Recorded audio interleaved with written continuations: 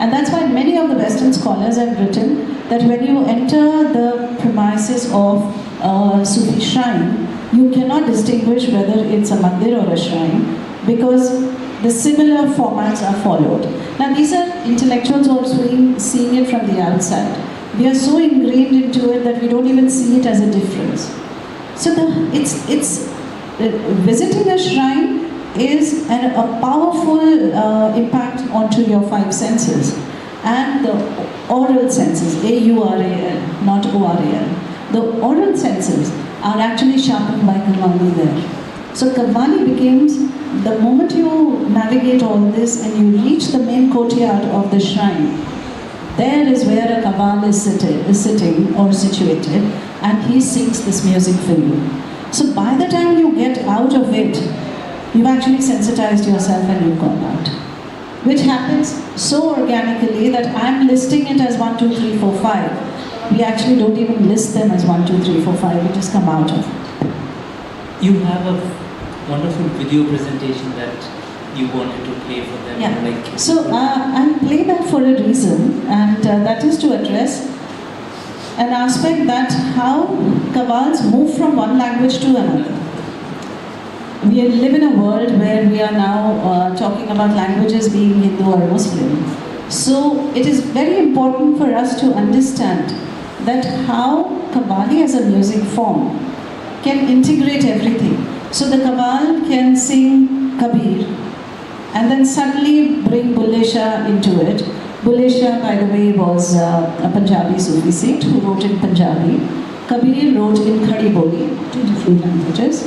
And then immediately come into Arabic and say a prayer.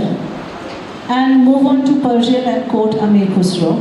And then move on and use a shairi to see, for it to become Amir Khusro's Hindi.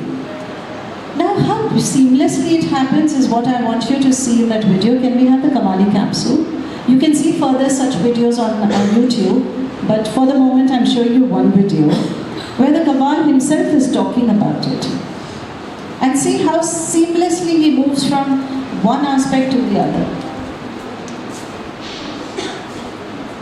Qawwali capsules.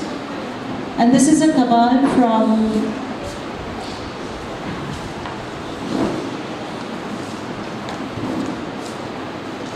not this. That's a film, MP4 file. Yes?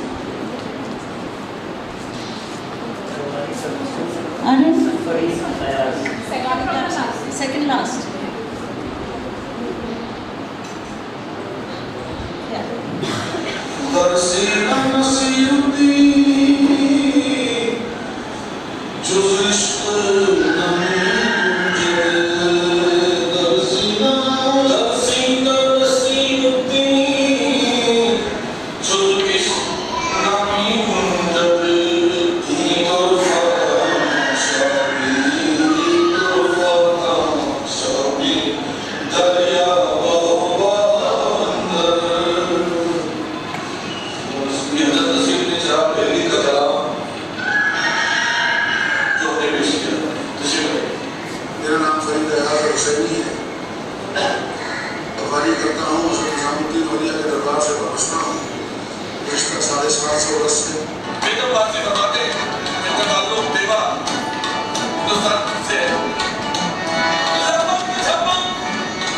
See the language.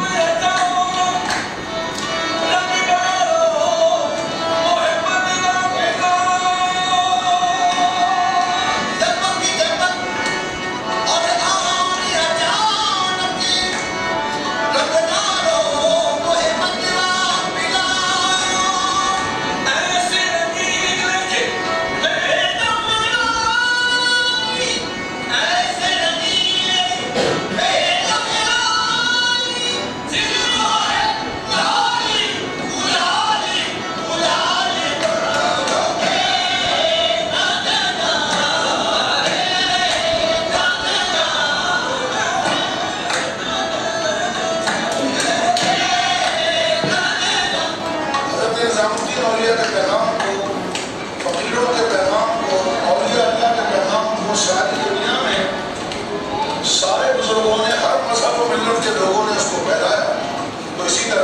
पैगाम को, जो अल्लाह के एक होने का पैगाम है, उसी को कबीरदास फरमाते हैं, जागी जल्दी जागी देखना सदिया कबीरा रोए, जागी देखना सोनिया कबीरा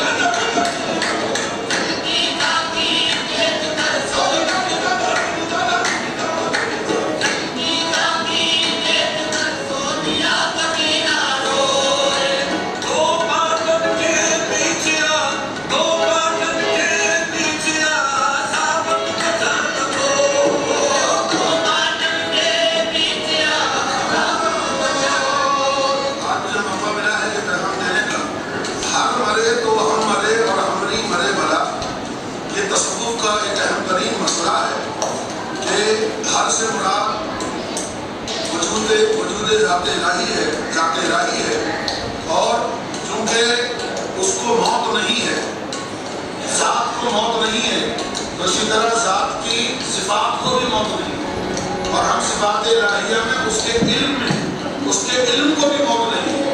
हम मरे तो हम मरे और हम नहीं मरे बनाए, और साचे पुरखा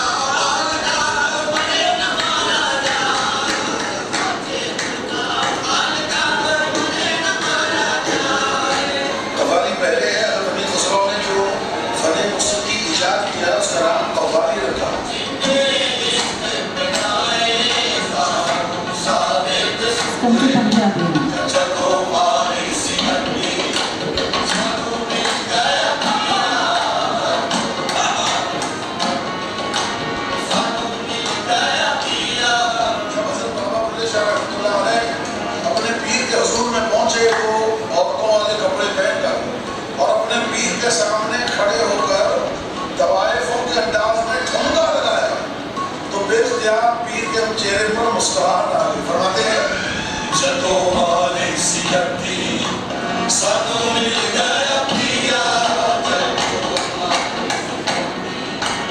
सानू मिल गया पिया, ओ तेरे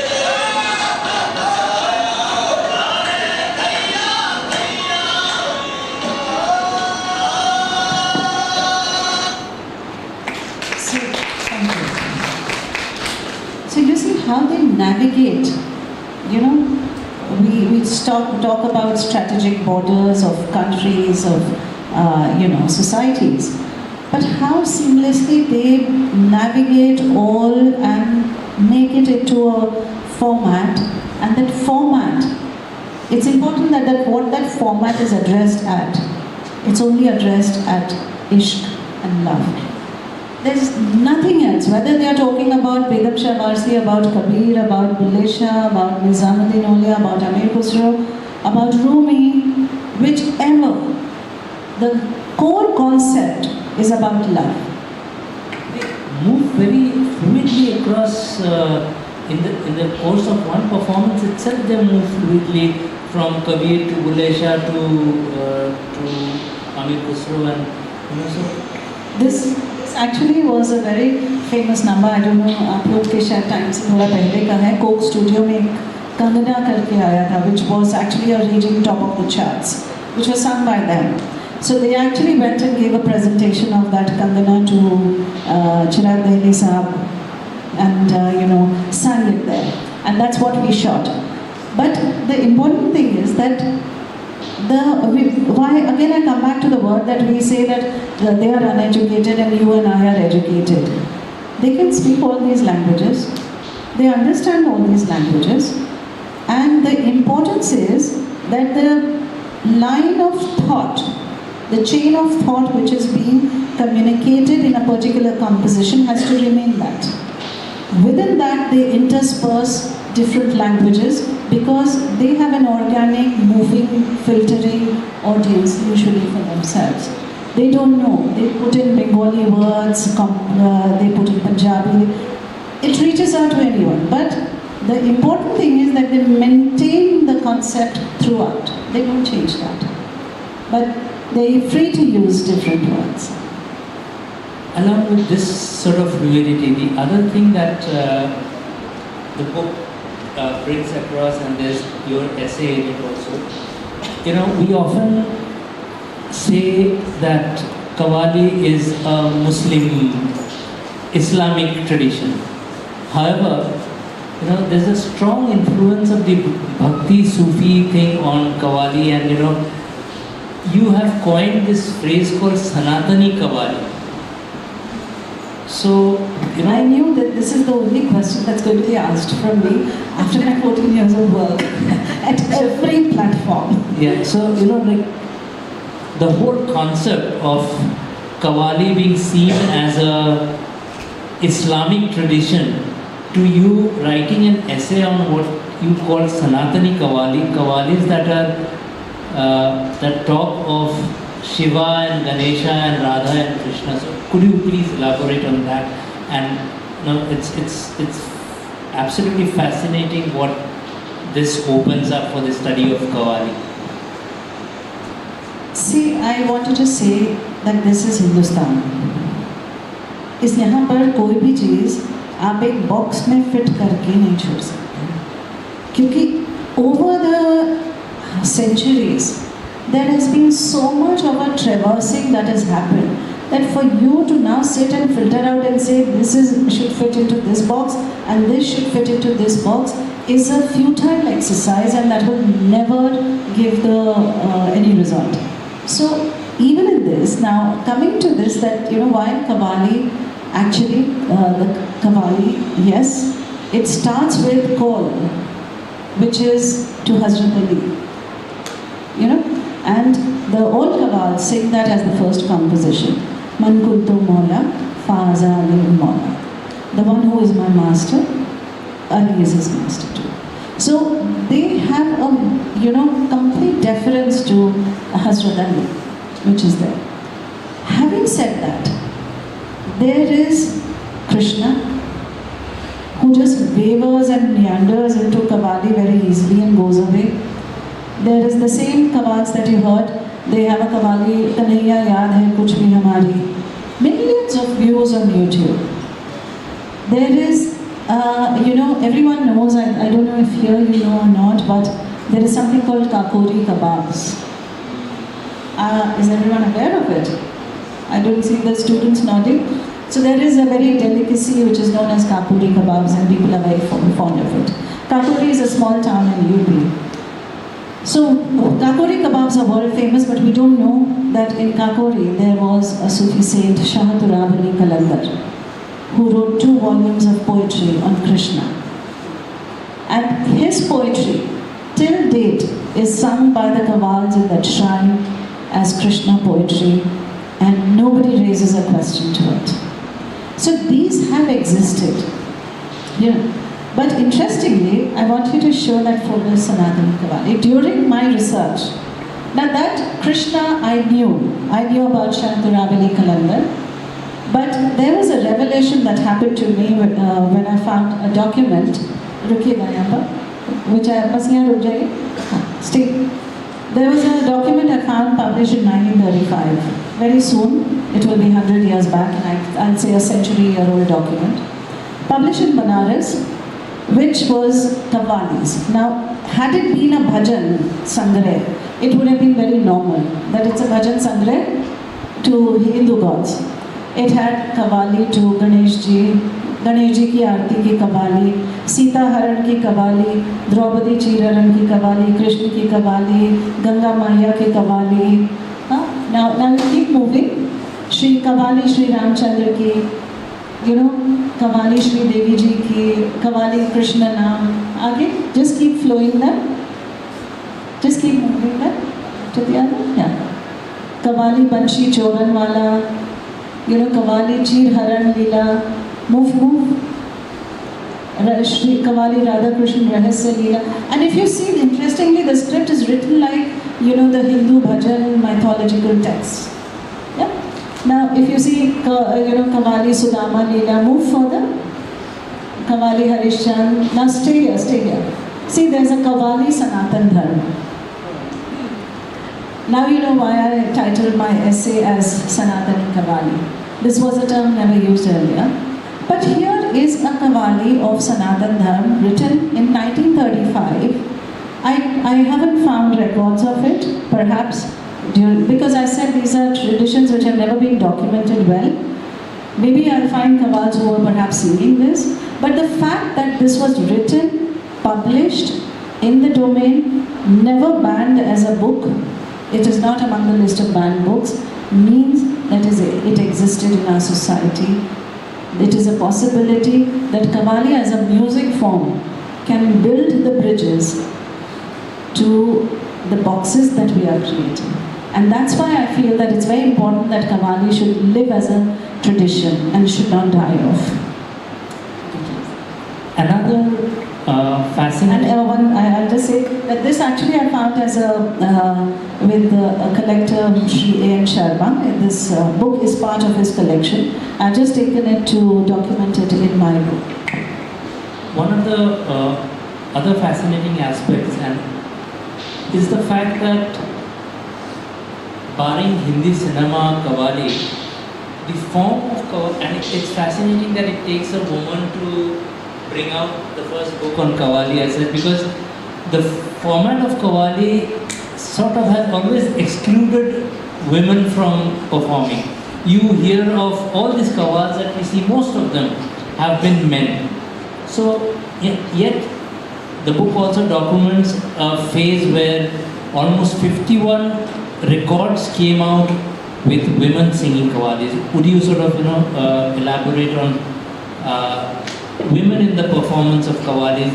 We see that that's one of the contributions that probably Bollywood has made, Hindi cinema has made, that you have women engaging in Qawwali performances, but it's normally not the case. So having said that, Bollywood has made the women because they look nice singing Qawwali.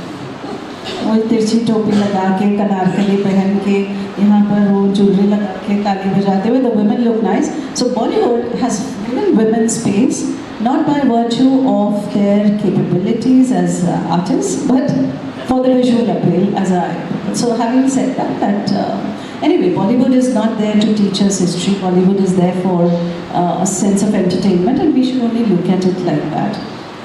But history,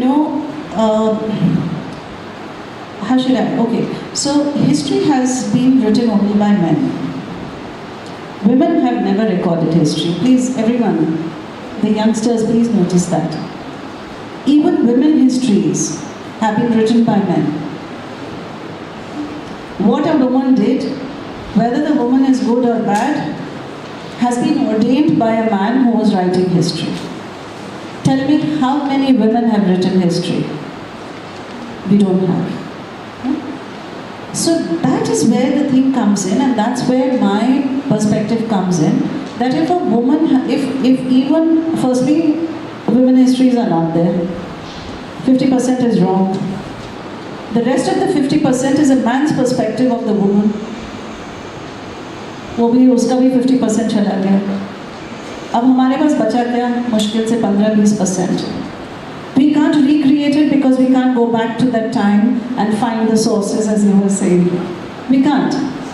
So it is very difficult to that. Now, Qawwali has largely been said as an androcentric form. When we say androcentric, means only men perform, women are not part of it. So I searched for Qawwalis, and that again became, I was searching for women Qawwalis. I said there one must be somewhere. What Shantanu mentioned, I'll share with you that there was a woman Qawwal called Shakila Bano Bhupali. She was very famous for her Qawwalis. अच्छा 1960s के आसपास ना cinema में अगर कोई film flop हो जाती थी तो जो डायरेक्टर्स और प्रोड्यूसर्स थे वो रील पहले तो it used to come in reels so there were film reels which were showcased. The producers used to call the reels back. Then they would call Shakila Bano Bhopali, and she would sit and sing two Qawwalis. They would add Qawwali into the film, and the film would be a hit. So this was a strategy which was employed by using a woman to sing Qawwali, and Shakila Bano was a very flamboyant. Google and see, you'll find some. She was very flamboyant. She came in a gorgeous dress and came and sang, but she sang actually. So why I'm saying that even at that point of time, it was a sure shot that if there are two Qawwalis in the film will be a hit. So at that time, I was searching for, women Qawwals, that where do I find that? Because you know how men are. They want to keep their hegemony of patriarchy very strongly with themselves. They don't want it to be given away to women. So I kept hunting, and everyone, all the music masters said, nahi, aurtein nahi gaati, nahi, aurtein nahi gaati. I said, okay.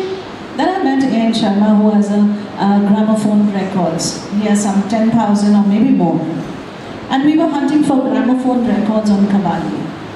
And we suddenly came out with gramophone records on women singing Qawwali. And I told Sharma ji, I said, Sharma ji, aadmiyon ko chhod dijiye. Let's find more women. So A.N. Sharma went through his records, and he found, and you would be surprised that we found 51 women Qawwals whose gramophones were recorded between 1902 when the gramophone company came to India until the time cinema came in 1930s. And by the way, we stopped at 51 because I said my book is not going to be a gramophone catalogue list. So we stopped at 51 to make a statement enough, and keep this down and I'll show you.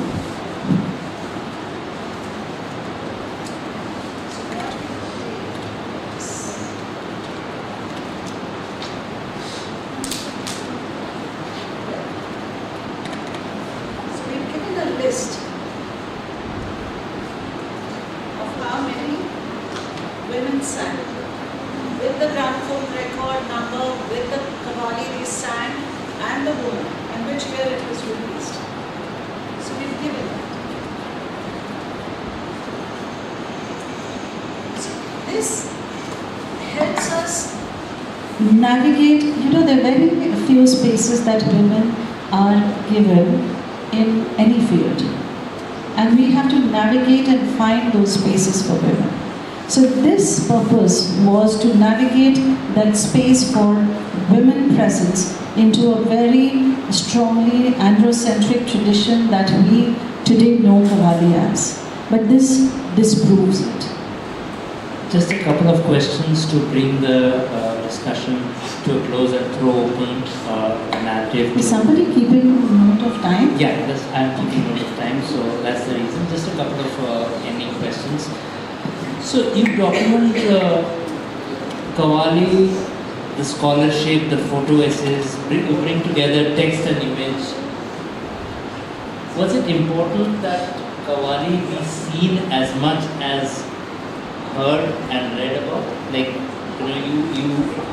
there's a profusion of images that adds to the book, and it sort of is a complementing feature of the text. So, do you think that was it's as important to see and hear as it is to read? Yes. So, and I go further, and that's why I took this out, that I want you to read about Qawwali. See, there are essays which are very easy to read. It is not something that you have to read the book from one end to the other end in one go. There are some essays which are very easy. I'm sure everyone here would have heard the Mother Mast Kalandar. Whether you've heard, Mikka Singh, Yo-Yo Hani Singh, Nusrat Fateh Ali Khan, whoever, or Runa Lela. But the Mother Mast Kalandar is there. But do you know the meaning of it? So there's one chapter which a historian who has done her research on Kalandar Silsila, Professor Kumkum Srivastava, she's given an essay which is just the meaning of the Mother Mast Kalandar. What does dam dam mean? I'm not going to tell you. Read the book. Then who is Shahbaz Kalandar? Who is Jhulelal? How these two identities of two different religions are mixed into a composition, and we are all grooving to it, the Mother Mast Kalandar. So some essays are that. I knew for sure that when we started the Qawwali photo project way back I started the Qawwali project in 2011, and I think in 2017 or 18, Dinesh Khanna, Mustafa Qureshi and Leena Kejriwal, 3 photographers, traveled all over India and were shooting. Because again, I wanted people to know how Kavals look like. Also, I was scared, I would say then, that perhaps this tradition would just die off because there are no opportunities. Who wants to listen to Qawwali when there's a DJ available? Yeah. You can mix, match and listen to anything. Why do you want 10 people sitting there and, shouting their lungs off? So I felt that perhaps they would go there. So I thought that the pictures were very important for a photo voice. Because we know that photo voice is an anthropological tool for people to understand human interactions in the civilization. So this becomes a photo voice which is there. And in fact, we have the first ever anthropology of Qawwali studied by Professor Vinay Srivastava and Rachna Saxena in this. Anthropology of Qawwali was never studied till I approached Professor Srivastava, who was at the head of the department in Delhi University. And I actually said, Professor, can you assign some student to study anthropology for my next seminar and give a paper? And he looked at me and he said, Manjari ji, why some student? I will do it. Give me 6 months. And I had the head of the department, a very respected professor, shouldering that responsibility. And right as the next seminar, he actually came and gave a lecture on anthropology of Qawwali, which was the first ever time. So I knew that these elements have to be put in for the future generations in an easy language. So we are also talking about Pub Qawwali. We are also talking about Nizamuddin Aulia's defense on Qawwali. We are talking about, Khwaja Moinuddin Chishti and his contribution. We are talking about Hazrat Amir Khusro and its contribution. Then we are doing photo stories. Can I have the Basant story? That's also very interesting. That how, the Sufi shrines actually are becoming the building bridges between people. So just move on to the next shrine, next slide. Just stay here. So now Nizamuddin Aulia's shrine, that we say his contribution to Qawwali is immense. Amir Khusro and Nizamuddin Aulia. There's a short story I'll share with you. Loko shayad pata ho, maybe you don't know. So once. Now, Amir Khusro was completely devoted to Nizamuddin Aulia. He lived his life only for Nizamuddin Aulia.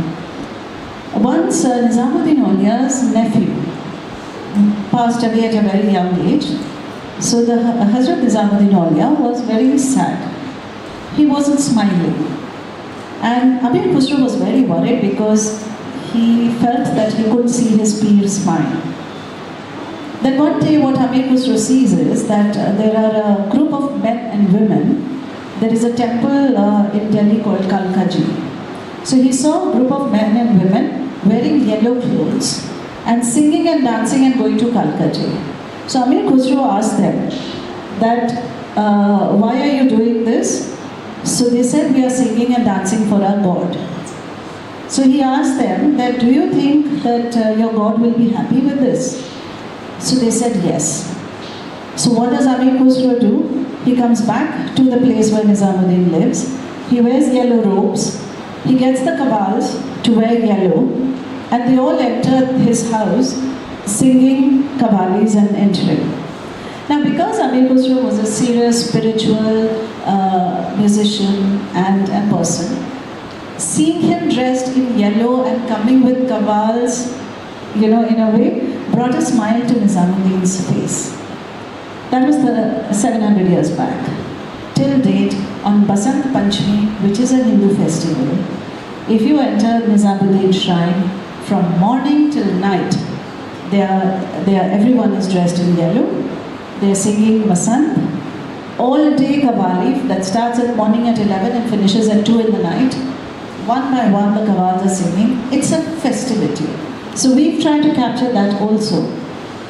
And you can move the slides. Yeah. See? That's the head of this shrine dancing there or that. These are young Qawwals. And everyone puts an offering of yellow flowers.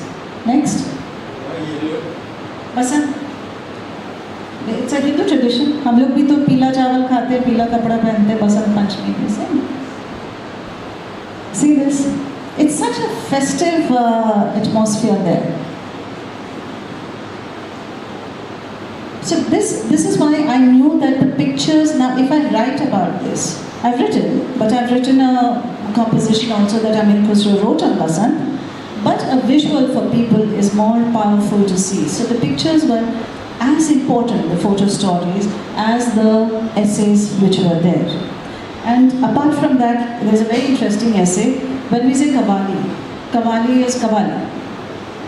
There are 20 poetic forms which are sung in Qawwali. We don't know how rich it is. So Suman Mishra is a scholar who has actually listed. So there is Joda, there is Basant, there is Holi, there is Hamd, there is Naat. So there's so many aspects which is very important for us to document. हम लोग तो सब कव्वाली को कव्वाली मानते हैं. वो 20 उसके अंदर म्यूजिक फॉर्म, पोएटिक फॉर्म्स तो हमने कभी सोचे ही नहीं that they exist. So, and I would move a step further. So I want people to read the book. I want people to see the photos. And I want people to hear the music also. So the book comes with a bookmark, which is actually not a bookmark, it's like a sound card. So you have 100 curated Qawwali playlists on Spotify, on Apple Music and on YouTube. You just scan this QR code and listen to 100 Qawwalis that I've curated for you. Why that? Because I knew sometimes after reading this book, half of you will go on YouTube और सबसे पहले आपको बॉलीवुड, जब आप search करोगे कव्वाली, उस search engine पे सबसे पहले बॉलीवुड आएगा. But I want you to search these things. So that's why I made this effort. So like I said, that whole when you go enter a temple, that's a whole sensory perspective. This also I try to create as a whole sensory perspective, so that you read, you know about it, you visually see it, and you hear the music if you want. One final question before we have any questions from the audience. If you had to choose, would you rather Qawwali survive globally in a secular, commercial, pop avatar, or remain spiritual, intact, but confined to the shrine? Or is that question irrelevant? We've moved so ahead, Shantanu, in this world, that exclusive space no longer exists, and we accept it. अब कव्वाली कहाँ होती है? Stage पर होती है, auditoriums में होती है, यूनिवर्सिटी कॉलेजेस में होती है, कॉलेजेस के एनुअल डेज पे होती है, सिनेमा में होती है. So it's visual thinking if you think that it will go back to its original space. What I feel is that if 90% is happening on a commercial, secular stage, 10% should happen in its original space as it was meant to be. I think that much would also be enough for the spirituality of the form to be intact. Rather than having jam pilade sharabi apni aankhon se, and you have all those qawwalis happening. Let them happen, because that's a society. That's how a society engages with love. It's a very different connotation. We can't decide from our side how love has to be expressed. State cannot decide it. Unfortunately, they might want to. Society cannot decide it, while they would also want to. And to an extent that parents also which come under society. And now, if I may say, even genders cannot decide that how love has to be. So it is a wide space, and it interacts in its own way. So I cannot and Qawwali is meant for love. There's no word. There's nothing else. Qawwali tells Islamic history. Qawwali shares. There are Qawwalis that are written कि आज मोहम्मद पैदा भैले. सब सारी है. They trace even the Islamic history, what happened, who was killed, they tell it through music. But they also sing Meera Bhajan through it. So they also tell you what Meera was and what Krishna was. So it is very important that stays somewhere, even if it is 10%. बाकी भर दो झोली, चलता रहे तो चलता रहे. On that note, if there's anybody with a question for Oh Manjita. my God, no. Yeah. If somebody just.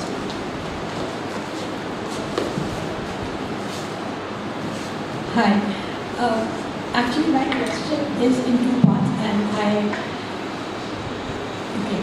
So the first part of my question is that in India, though this has been the home of before independence, basically United India was home to Qawwali. The art form of Qawwali emerged here. But when we look back on the Qawwals or artists that we have produced, I think barring Habib Painter or Yusuf Azad, I can't think of any big Qawwals from India. All Qawwals that we can think of or who are popular, from Muhammad Abu and Fayaz and refer to Bharto Jori, that Ghulam Sabri brothers, Sabri brothers, basically the entire Sabri clan, or Aziz Mia, Nusrat Fateh Ali also started by singing from Hyderabad. So all these Qawwals, the famous Qawwals, are all from Pakistan. Even today, I mean, Abu and Fayaz are famous worldwide, but they are Pakistani Qawwals. They sing of Krishna, but they are Pakistani Qawwals. So what is the reason that Qawwali as an art form did not take off in India, did not get popular in India, except Bollywood, which we all know has made a mockery of it. But in the spiritual space, is it a factor of the politics of the country? Is it a factor of that Qawwali was associated very closely with Islam? That is why it was leased out of public spaces in India. Is that the reason? And the second part linked to that is the two Qawwals, the famous Qawwals in India that I mentioned, Habib Painter and Yusuf Azad. They both were secular Qawwals. Habib Painter especially was a philosophical Qawwal, his verses were philosophical, but not particularly Islamic. So, how do you respond to that? I wouldn't say that this has anything to do with Islamic religion per se, because when we are talking of post-independence. 1947 ही तो अलग हुए ना, उससे पहले तो shared heritage थी, उससे पहले ये सवाल कभी उठता ही नहीं कि ये हिंदुस्तान के कवाल हैं या पाकिस्तान के कवाल हैं, ये तो 47 में हुआ ना। 47 में जो हुआ उससे पहले what we are talking about is a 700-year-old tradition. So for 700-year-old tradition, barring 70 years, this was a shared heritage which everyone carried. Now, whether we say Nusrat Fateh Ali Khan is a Qawwal from Pakistan, but he's a Punjabi Qawwal. Now, we can keep saying that, you demarcate a line just now here and say Shantanu and Manjari are separate. Now, what do we say? We say that we have a shared heritage, वो भी वही बोलता है, मैं भी वही बोलता हूँ, मैं क्या करूँ? आपने एक line खींच दी.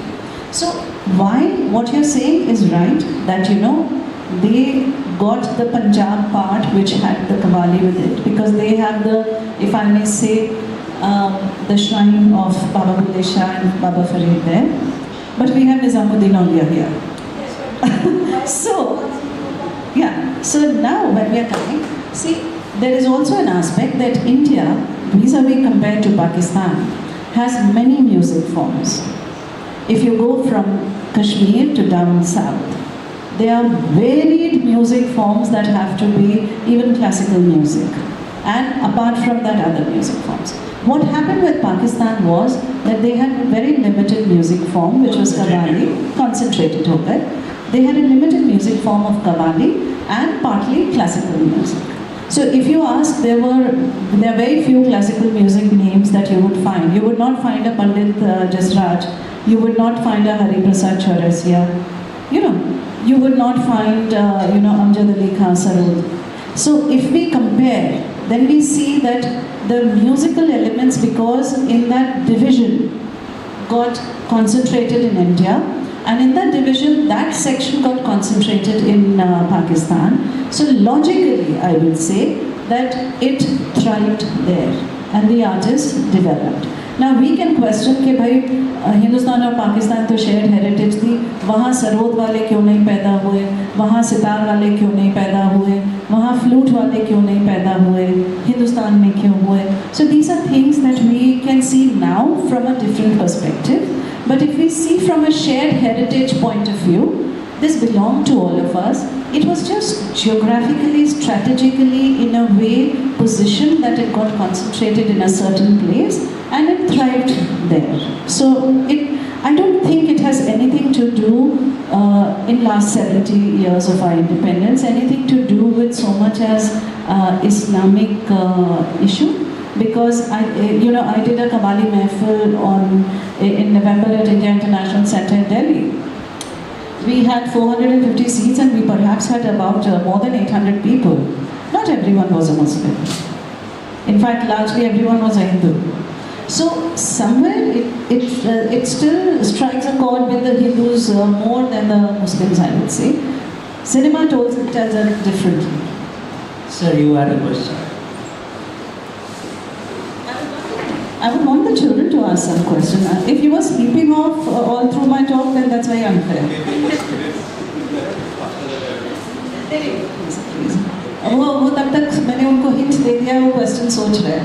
My question actually it's a question of a comment I don't know, because you mentioned about the dying of this Qawwali. If you see this, all types of music is influenced by Qawwali. Hindustani music actually is a fusion music between the Dhruvat and the stans. They have taken the stans from the Qawwali and that's what Amir Khusro did. That's what it said. Khayal Gaiki. Yes, Khayal Gaiki. So it's not dying out. That's why I said, okay, it's very difficult to make these straight boxes and put things, especially in India. It's very difficult. You can't put things here and there. You can't question why Manjari Chaturvedi is writing on Qawwali. Because this is India, this is Hindustan where this will happen.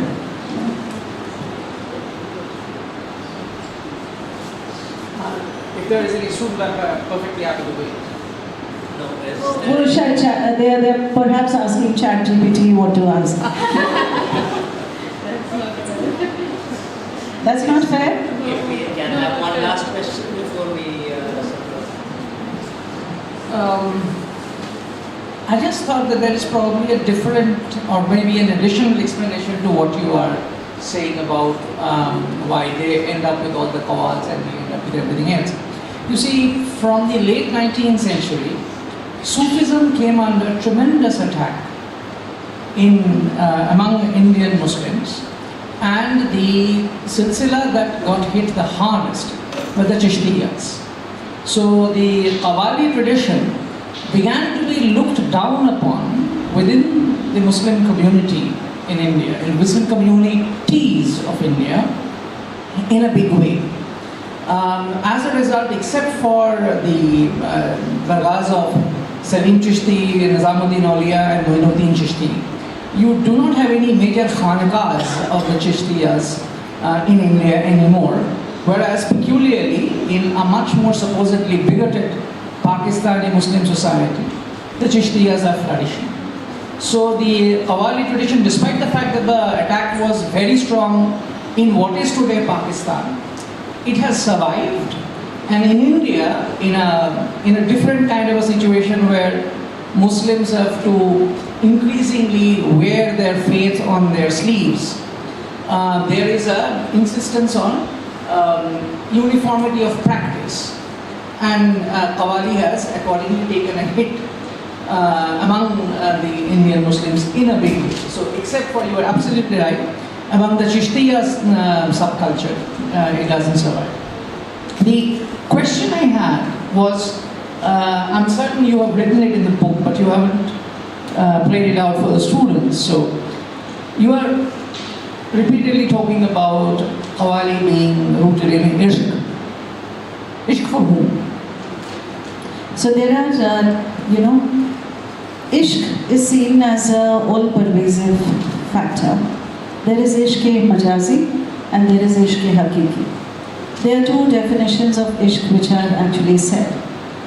And the interesting part is that ishq-e-majazi is ishq for your beloved flesh and blood or your person that you can see. And ishq-e-hakiki is the beloved that you don't see, that you aspire for. Now, a simple composition like Mera Piya Ghar Aaya, O Lalani. You all must have seen it in cinema, but it was written by Bulle Shah, taken 13th century ke baad. So, Mera Piya Ghar Aaya, O Lalani. If you see it from the perspective of Ishq Majazi, so a beautiful woman or a woman is saying that my beloved has come home, I will dance to it. If you see it from the point of view of Ishq Hakiki, now you have to understand what is the beloved, what will be the home, and when will the beloved enter the home. See, what we are talking about, we are now putting them into bodies and saying ishq between this and this. But the ishq is between souls. So I wasn't going so deeper into it because then, they would say, pata nahi kya baat kar rahe hain, No, because I So, think that essence of that 10%. Yes. Why that has to be there would like So what happens is that why was Hazrat Nizamuddin Aulia and Amir Khusro? We say that that's the epitome of love. When Nizamuddin Aulia Sahab died, Amir Khusro wrote a couplet, Gori sohe sej par, mukh par dale ki, chal Khusro ghar aapne ren hui chandes. He didn't want to live after that. And barely within 6 months he died. It's the same that, if you see Rumi and Shams, Rumi is the most read poet in the Insta world. So if you see Rumi and Shams, Rumi was besotted with Shams. He couldn't live without Shams. All his poetry was written for Shams. It wasn't written for some beautiful maiden that we envisage as now, but it was written for Shams. These are journeys which are soul journeys, love, which we got. And interestingly, now that he said for that 10%, the Sufis say, and in my book I've written in the beginning itself, there are 7 stages of love that the Sufis say. And in those stages of love, what you would find is that the first is dilkashi, attraction. You're attracted to someone. Then after that comes uns, which is attachment. Then you get attached to the person. Then the third stage is mohabbat, ishq. हम लोग यहीं पर पहुंच के finish हो जाते हैं. हम लोग सोचते हैं that our life is complete, we found love, we are in love. But this is just the third stage. The Sufis say that after that is 4 more stages of love. That is why after that comes aqidat, trust. That is where all us humans fail. Because till the time that is coming to mohabbat, the passionate love, we are very happy about it. But when it comes to aqidat, the trust, we fail. After that trust comes ibadat. When you worship the one that you love. We for our sake can't even think of such a possibility that how can we even worship another human being. So but that worship is another stage in love. And then comes the 6th stage, which is junoon, which is called madness, if I may say. Now, which is also very precarious. If you, I'll share that with you that, Farid Ayaz mentioned that Bulle Shah once dressed as a woman and went to dance in front of his peer. Inayat Khan was his peer. He was in love with Inayat Khan Sahab. Now for a man like Bulle Shah, who was from a Sayyid Gharana, which was the highest form of, Muslim caste, if I may call that as that, in a society where dressing up as a woman and going on the road would have been considered as completely unholy for a spiritual person, Bulle Shah actually went to a Tawayaf's place and learnt dance and came back and danced in front of his peer wearing a woman's garb. That's junoon, because you're so much in love with that person, and all because, why did he do all of this? Because his peer was for some reason angry with him and he didn't know how to make him happy. That is, what is junoon. Who would do that? If any of the men sitting here, if I say that, would you wear a woman's outfit and go and dance on the road in love? They'll say, oh my God, she's mad. verse 3 पे finish हो जाता है, वहाँ तक पहुँच गए तो हमें लगता है हमने वी गॉट द मोक्ष, ठीक है. Then comes the last stage, which they say is moth or fana. Fana means that you dissolve into your beloved. Now this again is seen into what Ishq-e Hakiki when we say. If you go to any of the dargah, the birth of the saint is never celebrated. The death of the Sufi saint is celebrated for 3 days. There's festivities, there's langar, there are qawwalis, it's called the urs. Every dargah has a urs. And if you note that urs is not his birthday, the saint's birthday is never celebrated. But the saint's death day is celebrated. Because it is said that that day he finally merged into the Almighty. That was the love affair that was aspired for, not the love affairs that were happening here. So that day is celebrated. So that's why I said that those 10% things have to stay. Because if they don't stay, actually the 90% will not survive. The 90% is only surviving because this 10% stays somewhere in some pockets very safe. Thank you, Manjari. Thank you for asking that. There was a big round of applause. I don't think anybody could have put it as eloquently as she has. And thank you all for being such patient listeners. We had questions. Manjari was telling me you have sent me questions that could go on for 3 hours. We could have gone on for another couple of hours. Yeah, he sent me about some, 18 questions. Yeah. And I So said, do you realize we have an hour? We're well short over that, but thank you all for Why being don't here. you write the answers down and make it into the next one? That's this. But having said that, because I did 7 seminars, my actually next volume is ready. And but the publisher first wants to sell this book. Because I wish to, document as much as possible and leave this world before I leave. Because otherwise, it's a beautiful tradition which might be just forgotten, just for want of documentation, no other thing. Thank you, Santanu sir and Manjari ma'am, for that deeply enriching conversation. This session has reminded us that Qawwali is not merely a musical form. It's a memory, devotion, resistance, and continuity. And also how important it is to archive and document.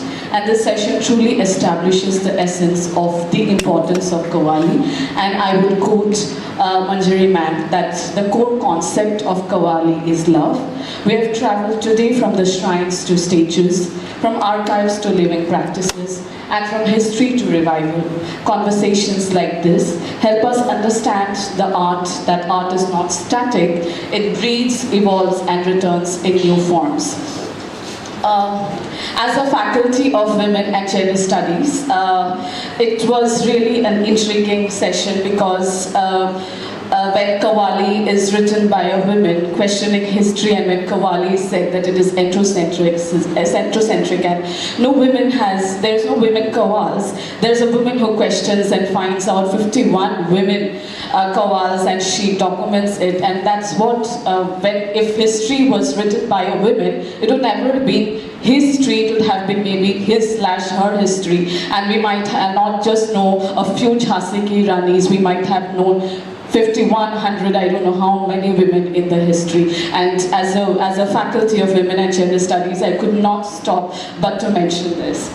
On behalf of the Rugar University and Focal, I would like to extend our heartfelt gratitude for both the speakers for sharing their insights and their journey, and how Manjari ma'am has navigated this book and how the entire journey was taken. I wish to thank the rapporteurs. Thank you, audience, for being such attentive listeners. But before we end this session, I wish to make an announcement for the authors.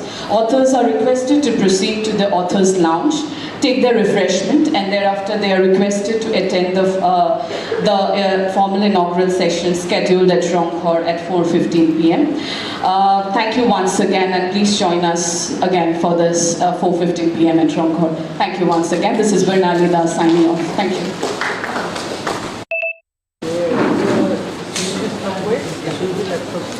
Yeah.